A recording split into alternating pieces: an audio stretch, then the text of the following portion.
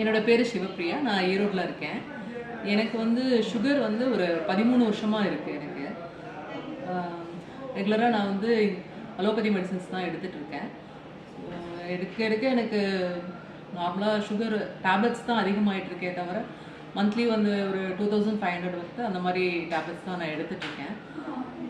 So எனக்கு இதுக்கு ஒரு தீர்வு கிடைக்காதா அப்படின்னு சொல்லிட்டு நான் ஃபீல் பண்ணிட்டு இருந்தேன். ஸோ அந்த டைமில் வந்துட்டு என்னோடய ஃப்ரெண்டு வெற்றின்னு சொல்லிட்டு ஒரு சேலத்தில் இருக்காரு. சடனாக அவரை மீட் பண்ணார்.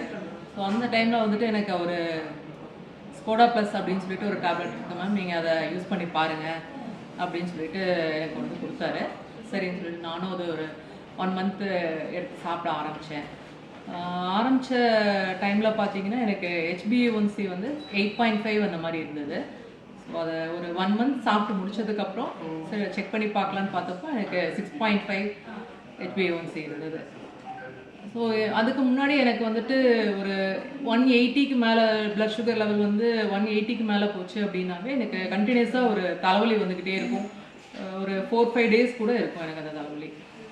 சுகர் கம்மியானா மட்டும்தான் எனக்கு அந்த தலைவலி குறையும். இப்போ வந்து பார்த்தீங்கன்னா அந்த தலைவலி எனக்கு சுத்தமாகவே இல்லை. நெக்ஸ்ட்டு வந்து பார்த்தீங்கன்னா கால்லாம் வந்துட்டு ஒரு மாதிரி மதன்னு இருக்கும். நைட்லாம் ஒரு மாதிரி ஒரு ஐஸ் பார் மேலே நிற்கிற மாதிரியே இருக்கும். தூக்கம் வரதெல்லாம் ரொம்ப டிஸ்டர்பன்ஸாக இருந்தது அந்த டைம்லலாம். இப்போ வந்து நான் ரிலாக்ஸாக நல்லா தூங்கி அந்த நாள் ஃபுல்லாகவே நல்லா ஆக்டிவாக இருக்க முடியுது.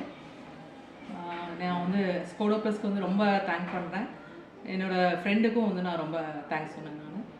தேங்க்யூ.